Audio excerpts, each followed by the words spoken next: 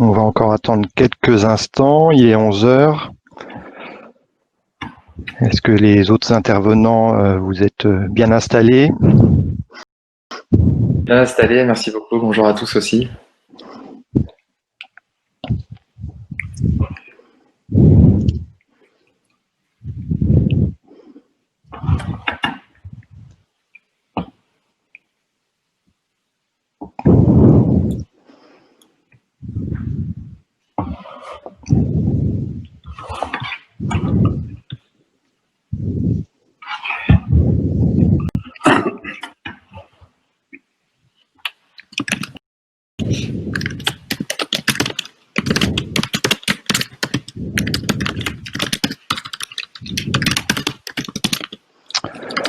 Donc voilà, il est 11 heures passées, donc on va commencer maintenant ce webinaire. Donc bonjour à toutes et à tous, bienvenue à tous les participants qui nous ont rejoints aujourd'hui et à nos deux intervenants également.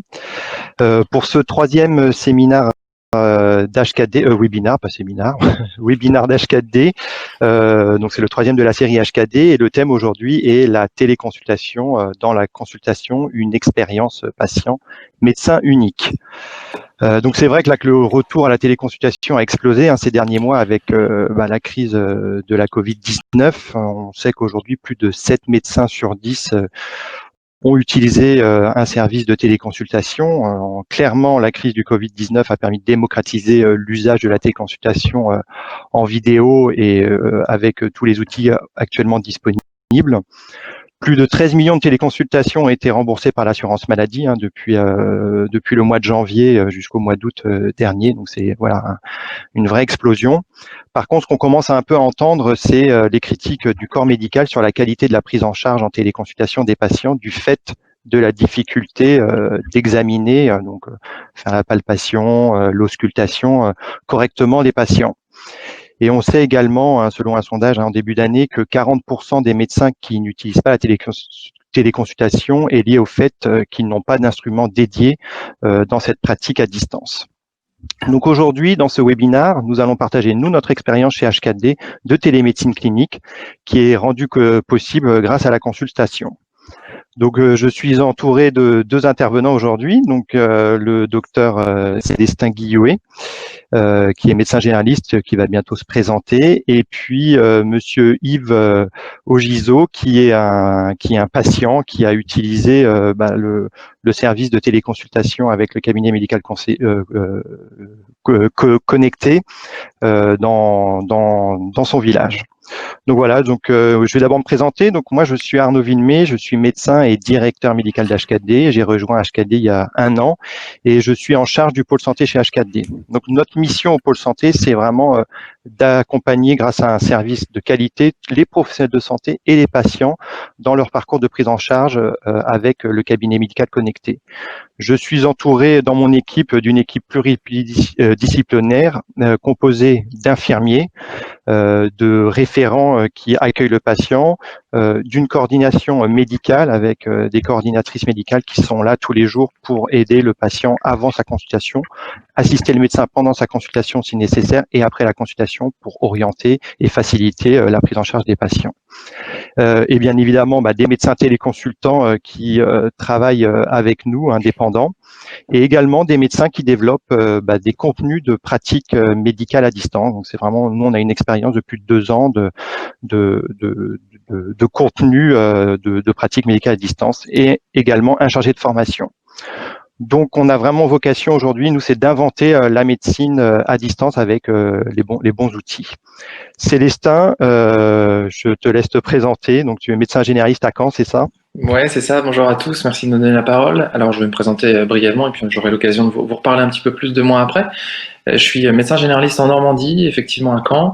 Ça fait maintenant quelques années que je fais de la téléconsultation avec H4D.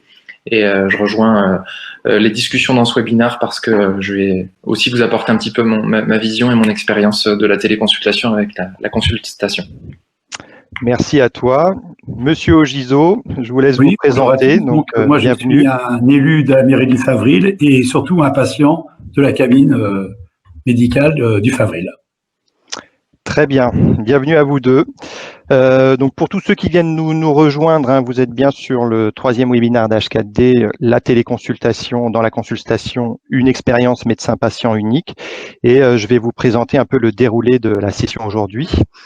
Donc tout d'abord, moi je vais vous présenter rapidement ce qu'est la consultation pour ceux qui ne la connaissent pas, donc notre cabinet médical connecté, et vous faire un peu un retour des différents types de prise en charge que l'on fait grâce à consultation en médecine générale. Donc on a fait une petite étude sur 2500 téléconsultations. Je laisserai ensuite la parole à Célestin pour nous donner lui son point de vue en tant que médecin téléconsultant en termes de pratique et en termes de nouvelles pratiques, nouvelles conditions de travail pour les médecins. Et bien sûr, Monsieur Ogiso nous donnera lui son retour en tant que patient ayant utilisé le service au quotidien. À la fin de ce webinaire, on regardera un peu les questions qui auront été posées par vous à la fin de ce webinaire. Donc voilà, donc on va pouvoir commencer. Donc en guise d'introduction, je voulais revenir un peu sur certaines définitions. On connaît tous la définition de la télémédecine, hein, qui est la médecine pratique à distance à l'aide de technologies de l'information et de la communication. Chez nous, chez H4D, on parle plutôt du concept de télémédecine clinique. Donc c'est pour nous cette nouvelle pratique médicale qui intègre la participation du patient dans la réalisation de son examen, le tout guidé par un médecin à distance. Donc c'est vraiment ce transfert de savoir du médecin vers le patient pendant la consultation. Ce qu'on se rend compte, c'est le fait de transférer un peu ce savoir médical pour que le patient l'intègre et fasse lui-même l'examen clinique. Ça ressente l'activité médicale sur ses fondamentaux. Le médecin est obligé de partager tout ce qu'il a appris en termes de ce qu'on appelle sémiologie, et ça renforce le colloque singulier parce que le patient est vraiment acteur de sa santé pendant la consultation. Il va pouvoir voir son tympan quand le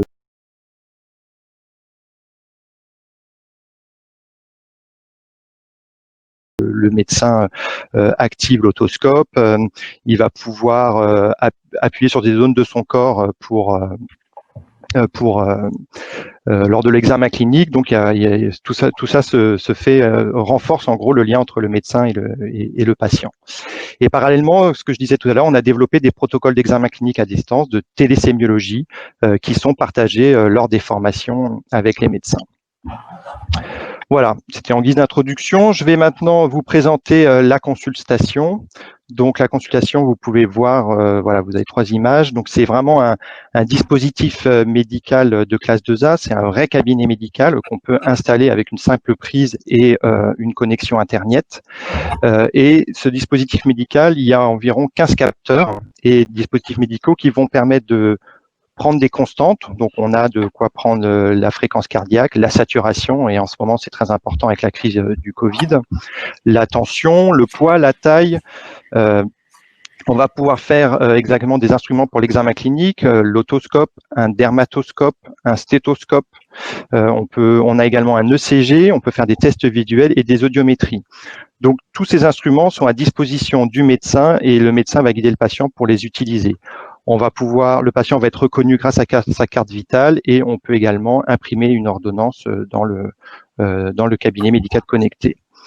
Côté médical, donc côté du médecin, c'est la photo d'en bas. Le médecin a un logiciel qui est vraiment en lien direct avec le cabinet médical connecté et il va pouvoir à distance activer les dispositifs médicaux. Donc, on essaie de garder un peu ce geste clinique. Hein. C'est vrai que quand on est en consultation en présentiel, notre objectif, c'est nous qui mettons le stétho sur le patient. Là, on guide le patient, mais c'est quand même moi, médecin, qui vais activer le dispositif à distance.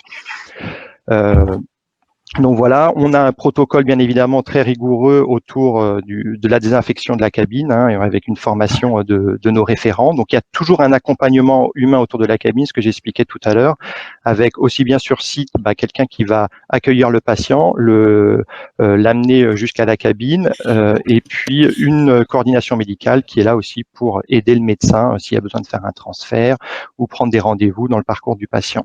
Et puis bien sûr nos médecins téléconsultants. La cabine, aujourd'hui, elle est installée en France. On a une 60aine de cabines installées dans les entreprises, donc dans les grosses entreprises, et dans des mairies ou dans des collectivités territoriales. dans des établissements de soins à l'entrée des urgences et également dans des résidences seniors. On est en France et dans d'autres pays comme l'Estonie, le Gabon et des pays du sud de l'Europe. Donc, je vais maintenant partager avec vous un peu l'étude qu'on a faite sur 2500 téléconsultations. Donc, on a demandé à nos médecins téléconsultants de documenter après chaque téléconsultation, et ce de façon anonyme, hein, il n'y a aucune information patiente qui est gardée. Pourquoi les patients sont venus en consultation, quel est le type de diagnostic et quelles orientations ils ont donné. Donc, la population, ce qu'on se rend compte, c'est qu'il y a environ 3/4 des patients qui sont des patientes dans notre cabine, 71%, que l'âge moyen est de 38 ans. Donc, on n'est pas obligé d'être hyper jeune pour utiliser la cabine. Et même le patient le plus âgé a 95 ans et le plus jeune a 14 ans. Donc, du fait qu'on soit en résidence senior, on a des patients de 95 ans qui utilisent la cabine. Alors, bien sûr, il faut une autonomie, hein, ça c'est bien évident.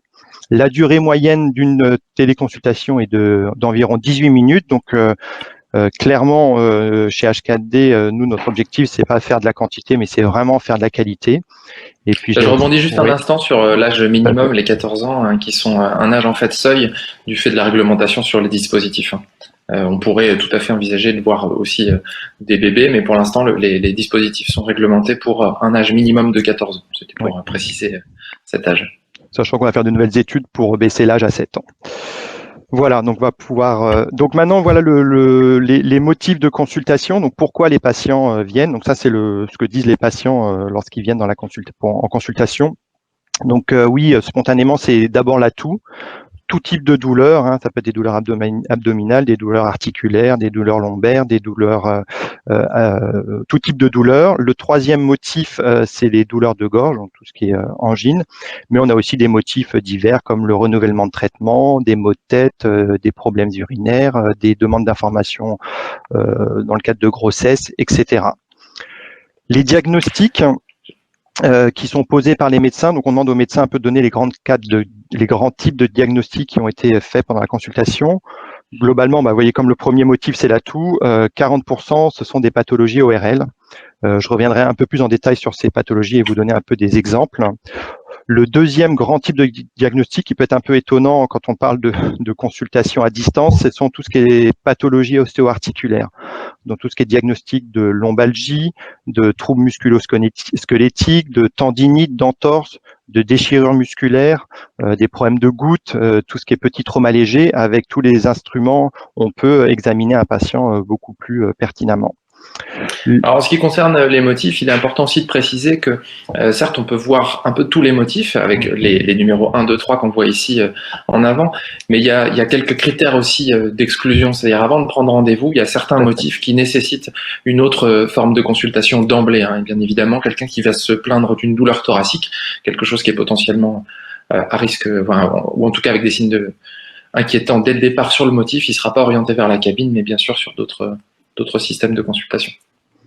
Oui, bien évidemment. Après, c'est possible que des patients viennent quand même dans la cabine avec des symptômes qu'ils n'ont pas cru comme un critère d'exclusion et on est capable de les prendre en charge également. Et dans ce cas-là, on les oriente, absolument. Tout à fait. Donc voilà, en ORL, 44% de nos consultations, on a plus de 14 sous-diagnostics faits par les médecins. Bon, les trois grands principaux, c'est l'angine. Ce qu'il faut savoir, c'est qu'on a des infirmières qui sont aussi à côté de la cabine qui peuvent permettre de faire des tests adaptés pour faire le diagnostic d'angine. On a des rhinopharyngites, des sinusites. En dermatologie, c'est beaucoup. On a aussi également, ce que je n'ai pas dit, tout ce qui est otite moyenne aiguë, hein, du fait de l'autoscope. On a aussi des parotidites. Le deuxième focus que je voulais partager avec vous, c'est en dermatologie. Ça représente environ 4 à 5% des téléconsultations. Donc, on a les classiques eczéma, mycose, herpès que vous connaissez bien, mais on a aussi des diagnostics d'érysipèle. Hein, pour ceux qui ne savent pas, c'est une infection de la peau qui peut être potentiellement grave et on va pouvoir évaluer la gravité grâce à la température, la prise de température, on peut évaluer la tension, etc. On a aussi des diagnostics de carcinome basocellulaire où le patient est orienté directement vers un dermatologue pour prise en charge. Le dernier focus que je voulais faire avant de laisser la parole à Célestin, c'était la cardiologie. Donc, on a des critères d'exclusion, en gros, comme disait Célestin tout à l'heure, si on a besoin de, si un patient a une douleur thoracique, il faut qu'il aille directement à l'hôpital, mais on a quand même des diagnostics de fait d'hypertension maligne, d'infarctus du myocarde, d'angor, donc de préinfarctus, et de troubles du rythme. Donc toutes ces pathologies-là, pour 20% d'entre elles, elles ont été orientées directement aux urgences. Donc c'est vrai qu'on a l'ECG qui nous permet aussi d'avoir des éléments factuels pour mieux orienter le patient directement. Donc on a vraiment une hétérogénéité des prises en charge dans la cabine. On a fait une petite évaluation par rapport au diagnostic de l'Observatoire de médecine générale, les 50 premiers grands diagnostics. On répond à 48 des 50 premiers diagnostics. Donc c'est vraiment une hétérogénéité des prises en charge. Je vais juste terminer pour vous dire quelles sont les orientations qui sont données. Sur ces 2500 téléconsultations, quasiment 60% n'ont pas eu besoin de réorientation. En gros, on a pu répondre grâce aux outils et grâce aux compétences médicales aux besoins du médecin, du patient, pardon. Et le médecin a pu orienter bien sûr son patient après vers son médecin traitant pour son suivi classique. Par contre, les restes des orientations, 50% ont été envoyés chez le médecin traitant pour une prise en charge. L'avis spécialisé dit 15%, des demandes de biologie, des examens complémentaires type imagerie, etc. Et 3% de nos consultations ont été adressées aux urgences. On a un protocole d'urgence pour chaque cabine où on peut appeler directement le 15, le SAMU et faciliter cette prise en charge grâce aussi aux coordinatrices médicales.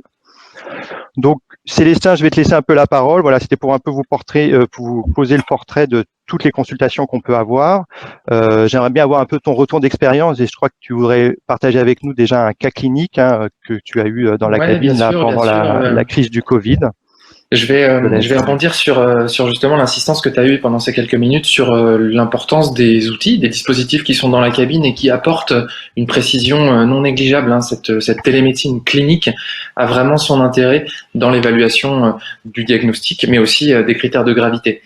L'actualité, bien sûr, je vais vous commencer par vous parler un petit peu d'un cas clinique qui est tout à fait d'actualité avec un jeune patient, 40 ans, qui venait parce que il avait de la fièvre et qu'il toussait depuis 5 jours.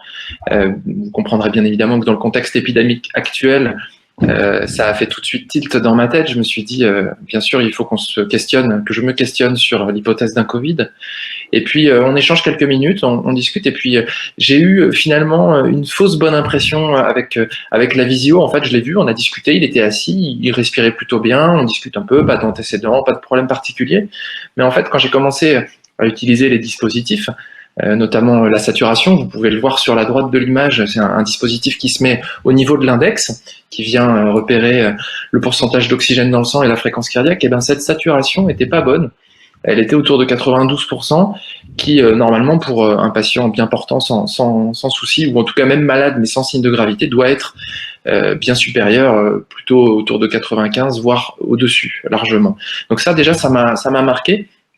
Et puis à l'auscultation, donc c'est la deuxième image que vous pouvez voir sur la présentation face à vous, c'est l'utilisation en fait d'un stéthoscope électronique qui vient écouter les poumons. Alors, qui vient écouter, c'est pas lui qui vient écouter tout seul, bien évidemment, je suis derrière mon écran à expliquer au patient comment on oriente l'auscultation, à quels endroits du corps il va venir placer le stéthoscope. Et ben cette auscultation était dite pathologique, elle n'était pas bonne. Je vais pas rentrer dans le détail, mais en tout cas, elle aussi, elle m'a alerté. Donc, grâce à ça, j'ai pu me dire, la visio, il va bien, mais sauf qu'en fait, à l'examen clinique, il y a des éléments qui m'inquiètent un petit peu. Donc, évidemment, encore une fois, l'alarme, suspicion Covid accompagnée de signes de gravité. La saturation étant un des signes de gravité. J'appelle le SAMU, et donc moi, étant en Normandie, dans le 14, et le patient pas de mon côté, il était dans le 93, il y a eu une coordination SAMU entre les deux, et puis on a abouti à une décision partagée d'une admission vers les urgences pour une prise en charge avec probablement de l'oxygénothérapie. Et enfin, pour l'adresser, il a bien fallu expliquer aussi un petit peu ce que j'avais fait, et donc j'ai pu établir un courrier médical, et il est parti avec son courrier directement vers les urgences. Donc ça illustre bien l'utilisation, en tout cas déjà de 3 éléments. Vous avez des photos sur la droite de ce qui peut nous aider dans la consultation et dans l'orientation du patient. Voilà, je trouve que ce cas est assez concret, très d'actualité, et puis qui montre bien l'importance des dispositifs. En gros, c'est aussi Par ailleurs, en présentiel, hein, pour toi, l'auscultation pulmonaire était de la même qualité que si tu étais au cabinet. oui, tout à fait. Si je reprends le terme qualité, absolument. Après, bien évidemment, l'auscultation n'est pas tout à fait la même dans le sens où il faut réapprendre à écouter un poumon avec un dispositif qui est avec un micro.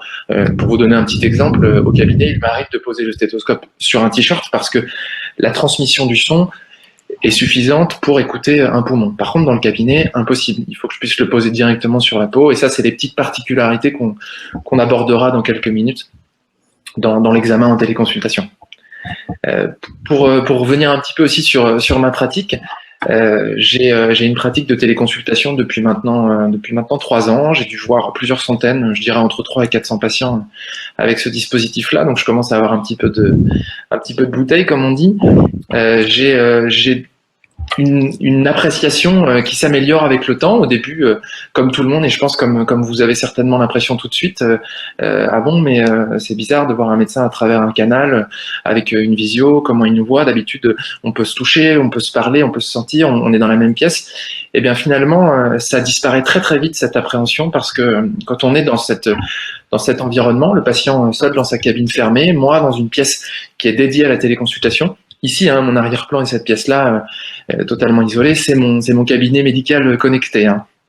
T'es à ton domicile, t'es à ton domicile. C'est mon domicile, exactement, dans une pièce isolée, du bruit, isolée de l'environnement familial, et pour avoir de la confidentialité adaptée à une consultation de qualité. Donc ça, c'est vraiment mon environnement de télétravail qui est aussi intéressant pour adapter dans ma vie de tous les jours le rapport entre ma vie personnelle, ma vie professionnelle aussi. Alors j'ai un autre environnement aussi puisque je peux tout à fait faire des consultations de mon cabinet. Donc ça dépend un peu de l'endroit où je me trouve, mais je peux faire ça dans toutes les conditions possibles. Donc pour organiser le temps de travail, c'est assez confortable. J'étais parti tout à l'heure sur cette notion de rapport entre le patient et le médecin, cette appréhension qu'on peut avoir au début, qui s'envole assez rapidement. Et effectivement, je dirais qu'il y a une sorte de nouvelle relation entre le médecin et le malade, qui nécessite des petites choses différentes, notamment sur le discours, sur l'échange. Il faut parler un petit peu plus, il faut beaucoup plus accompagner, utiliser beaucoup sa caméra aussi, avec la possibilité de faire des gestes, d'orienter un petit peu sur soi. Vous avez pu voir au début dans la présentation le visage derrière du médecin avec un otoscope. Alors évidemment, c'est pas mon oreille qu'on va regarder, c'est celle du patient. Sauf que moi, je montre au patient comment est-ce qu'on utilise le dispositif. Et c'est très important de l'accompagner parce qu'il est tout seul dans la cabine. Et donc tout ça, ça s'apprend aussi. Et donc on bénéficie en début d'activité de téléconsultation d'une formation à la pratique. Est-ce que tu peux nous donner un peu de détails sur cette formation? Comment ça se passe, le format Tout à fait. Elle est en plusieurs étapes. Il y a une partie vraiment assez technique parce que il faut qu'on sache utiliser un ordinateur. Il faut qu'on sache comment est la cabine, à quoi ressemblent les dispositifs, quelle taille ils ont, comment est-ce que le patient va l'attraper, quelle va être sa dextérité avec le dispositif. Et puis il y a la partie télésémiologie. Alors la sémiologie, c'est l'étude des signes cliniques en médecine, qui est pas tout à fait la même en télémédecine que en médecine physique. Je l'ai évoqué tout de suite avec le stéthoscope, dont l'écoute est pas tout à fait la même. Et donc, on va aborder aussi des téléconsultations dites un peu démo, où en fait, on va se mettre en condition, on va avoir des simulations concrètes de téléconsultation dans lesquelles on va être mis un petit peu en difficulté, où on va essayer de voir comment est-ce qu'on réagit, comment est-ce qu'on évoque au patient, comment s'y prendre peut-être d'une autre manière, parce que ça aussi c'est important. Hein. Le discours qu'on aborde pendant la consultation doit être le plus adapté et le plus, on dit aussi vulgarisé, c'est-à-dire qu'on doit utiliser des termes adaptés pour que le patient comprenne comment s'examiner. Et ça s'apprend pour nous aussi. Même si j'avais de l'expérience en tant que médecin et que j'ai eu toutes mes années d'études derrière, et ben il a fallu une petite formation au départ. Donc c'est aussi en compagnonnage. On est accompagné par un médecin qui sait faire et puis qui observe un petit peu comment on s'y prend pour pouvoir nous donner des petits trucs. Oui, donc c'est vraiment de la même façon que quand on est formé à la faculté en compagnonnage avec un médecin senior qui chapeaute un peu les premiers examens cliniques à distance. On garde Exactement, c'est de la formation entre pairs, avec du compagnonnage, avec des protocoles, un savoir-faire. Et H4D accompagne beaucoup ce savoir-faire avec l'utilisation d'un site qui nous permet à nous, en téléconsultation, d'accéder à des données sur un handbook qui est un document en fait dans lequel on retrouve les informations pour l'utilisation des dispositifs, mais aussi pour aborder telle ou telle pathologie de la manière la plus adaptée pour la téléconsultation. Comment est-ce qu'on va aider le patient à examiner une épaule, parce que vous imaginez qu'une épaule, ça paraît curieux en téléconsultation d'examiner, on a des techniques qui permettent de faire des rotations de bras, de faire de l'autopalpation pour savoir un petit peu d'où ça vient et quel est le problème. Je reviens aussi sur un terme que tu as évoqué tout à l'heure, Arnaud, c'est le patient acteur. Le patient acteur, c'est très important en téléconsultation. Donc, on explique au patient comment on va faire. On lui demande d'aller se toucher, de s'examiner, etc. Et ça le rend beaucoup plus sensible à sa pathologie. Et dans la suite, il va être plus à même de comprendre ce qu'il a. Et je pense que ça apporte quelque chose de même encore plus fort qu'au cabinet. Il n'est pas seulement à l'écoute, à faire ce qu'on lui demande. Il va aussi se mettre dans la position un peu du médecin et comprendre mieux sa pathologie pour être mieux soigné, je dirais. Okay. Ça ne remplace bien évidemment pas le cabinet physique, mais c'est vraiment une autre vision de la médecine qui est très intéressante, tout à fait complémentaire, et qui est abordée, en tout cas pour ma part, avec beaucoup de plaisir dans la pratique. Oui, l'objectif, c'est pas de faire 100% de téléconsultation, mais c'est vraiment une activité complémentaire à ton activité classique de médecin généraliste. Et ce qui te permet aussi d'être chez toi et en gros, c'est le nouveau télétravail du médecin. On parle beaucoup de télétravail. Oui. Alors, j'ai environ, dans mon activité, j'ai environ 10% d'activité de téléconsultation. Je n'aurai jamais 100% d'activité parce que c'est pas comme ça que je conçois la médecine aujourd'hui, mais elle vient comme un outil qui m'aide dans la pratique aussi à examiner dans certaines conditions dont on a parlé tout de suite avec que ce soit des sociétés, des EHPAD, des mairies, des collectivités territoriales qui sont en manque de médecins. Tout ça, c'est des vrais besoins et aujourd'hui, ça s'adapte tout à fait au panel d'outils qu'on a en médecine aujourd'hui. Dans la majorité... Pardon, vas-y. Non, vas-y, c'était pour la satisfaction des médecins. C'est vrai qu'on fait un questionnaire après chaque téléconsultation. C'est tout à fait ce dont je voulais parler. C'est tout à fait ce dont je voulais parler. C'est vrai qu'on demande à chaque médecin après téléconsultation comment il a ressenti la consultation et s'il est satisfait de cette téléconsultation en termes de prise en charge et en termes de satisfaction professionnelle. Encore une fois, c'est bien sûr anonyme. Il n'est pas question de donner des informations patients avec le nom, etc. Mais chaque consultation aboutit à un questionnaire qui nous permet de rentrer l'âge, de savoir quel est le motif, quel a été le diagnostic, quelle a été aussi la satisfaction. On l'évoque à l'instant, la satisfaction. C'est évalué par des étoiles et aujourd'hui 93% des téléconsultations ont donné toute satisfaction au médecin. Alors ça peut paraître un petit peu flou, mais c'est vraiment cette sensation qu'à la fin de la consultation, on s'est senti à l'aise, ça s'est bien passé et puis le diagnostic pour nous est adapté à ce qui a été fait à l'instant. Ok, tu parlais de patient acteur de sa téléconsultation. Je vais maintenant laisser la parole à Monsieur Ogiso pour vraiment, lui qui nous fasse son retour en tant que utilisateur du service de téléconsultation avec des médecins H4D. Je vous laisse un peu dire où vous habitez, comment vous avez connu un peu ce service-là, pourquoi vous avez utilisé. Voilà. Bien sûr. Donc j'habite moi le Favril, je suis à 300 mètres de la cabine médicale et je voyais pas l'utilité de cette cabine au départ parce que j'avais un médecin traitant, c'est normal. Et malheureusement il est tombé malade et très grièvement malade puisqu'il est toujours hospitalisé. Et donc il me fallait un renouvellement de médicaments. Donc j'ai pris un rendez-vous donc sur la plateforme de la télécabine. J'ai eu ce rendez-vous.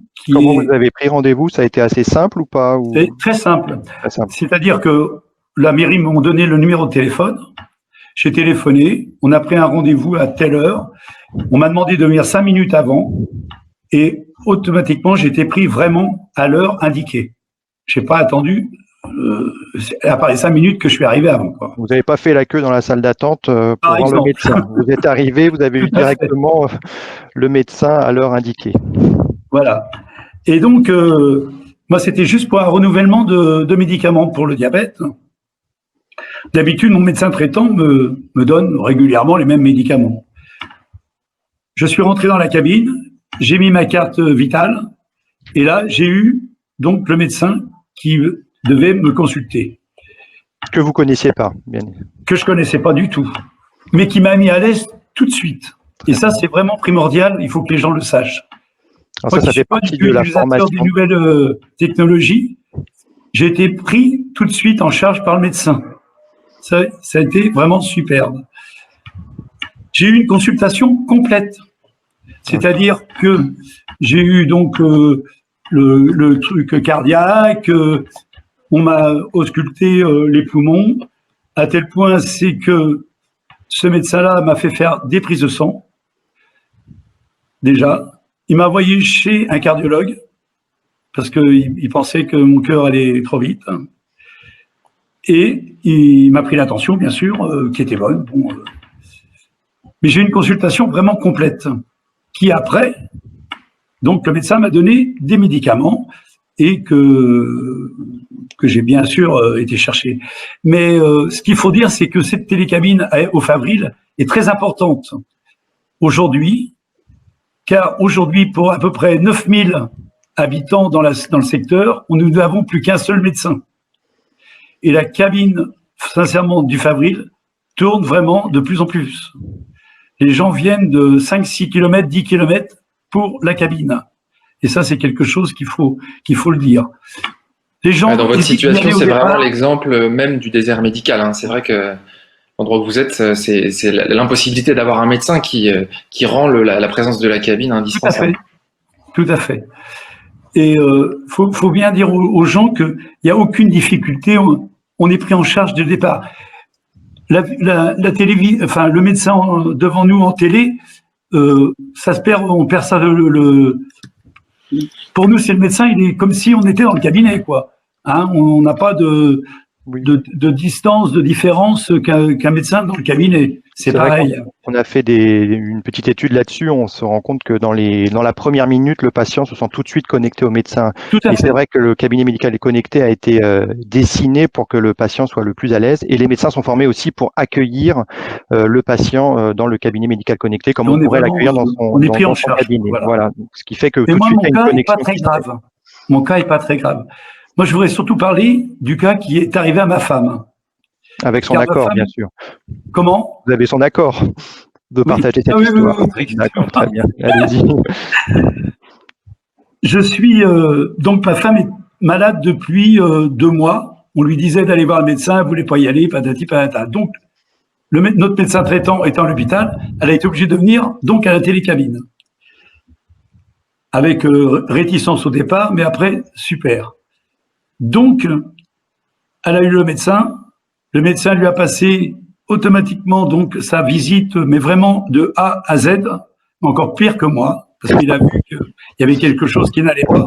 Même à distance, il l'a vu tout de suite. Et à la fin de sa visite, le médecin nous a dit il faut aller tout de suite aux urgences, sans délai. Donc on a pris la voiture, on est parti aux urgences. Là-bas, il y a un médecin qui nous attendait. Elle a été prise en charge tout de suite à l'hôpital. Et elle est donc restée 6 jours à l'hôpital. Et donc, pendant ces 6 jours, j'ai eu un coup de fil pour avoir des nouvelles de la plateforme. Et ce qui m'a fait le plus plaisir, c'est que le médecin m'a aussi téléphoné le lundi pour avoir des nouvelles de ma femme. Et ça, ce suivi-là, je ne sais pas si le médecin traitant l'aurait fait. Voilà. Alors ça dépend de tous les médecins. Mais bien sûr. Mais là, je l'ai eu. Ça a été concret. Et donc, moi, je pense que ce suivi, ce fait d'être accueilli à l'hôpital comme on a été accueilli, je trouve que c'est vraiment super.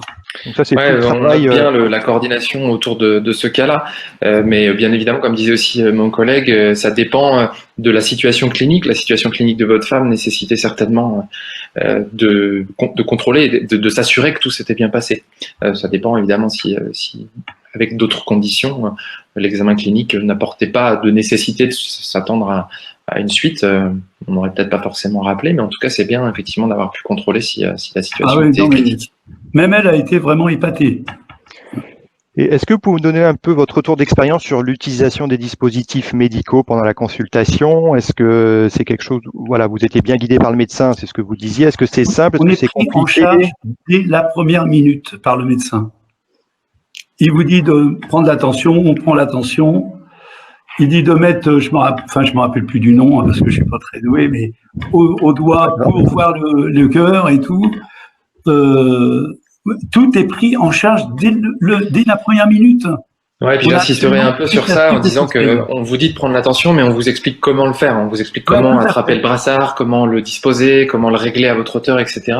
Et ça, c'est toute cette partie-là dans l'accompagnement qui est important aussi. Parce que les dispositifs ne sont pas innés pour les patients à utiliser. Moi, je pense que tout le monde peut y aller.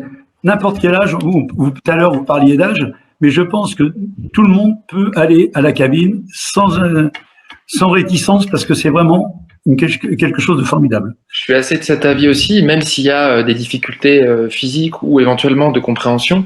J'ai évoqué tout à l'heure que la cabine était fermée, mais la porte peut tout à fait être entrouverte avec un accompagnant qui peut expliquer en fait ce qui se passe, qui peut montrer aussi des documents, s'il y a une ordonnance, des choses comme ça, tout en restant confidentiel, en évitant que quelqu'un qui n'a pas de lien avec vous n'écoute. Mais oui, on peut être accompagné. Ah oui, non mais franchement, il faut vraiment le développer le plus possible parce que ça va rendre beaucoup de services à beaucoup de personnes et peut-être même dans les cas vraiment urgents. C'est vrai que là, vous avez, on fait aussi une évaluation de la satisfaction des patients après chaque téléconsultation, donc sur le même modèle qu'on fait pour les médecins. Et on a aujourd'hui un taux de satisfaction de plus de 90%, donc c'est quand même un chiffre assez élevé. C'est vrai que globalement, on a tous les efforts qu'on met derrière pour avoir des médecins formés à cette pratique-là. Notre outil avec dispositifs médicaux fait que les patients se sentent vraiment pris en charge via le cabinet médical connecté. On a un score NPS, donc c'est Net Promoter Score, donc c'est un score qui permet de dire si les gens vont recommander le service qui est assez élevé de 79, qui est comparable à ceux d'Apple et Amazon. On n'est pas encore Apple et Amazon aujourd'hui, mais globalement, un peu comme Monsieur Ogiso, les gens quand ils sont contents, ils vont vraiment recommander. C'est ce qu'il a fait pour sa femme, qui était pourtant très résistante au départ. Exactement. Et à quel point c'est que, pardon, excusez-moi, moi j'ai mon fils qui tient un bar tabac à Courville. Il a le numéro de téléphone de la plateforme devant lui. Dès qu'il y a quelqu'un qui demande un médecin, puisqu'il n'y en a qu'un, il ne peut pas prendre tout le monde, il l'envoie sur la cabine. Voilà. Ok, merci pour ce retour. Non, mais c'est toujours agréable à entendre.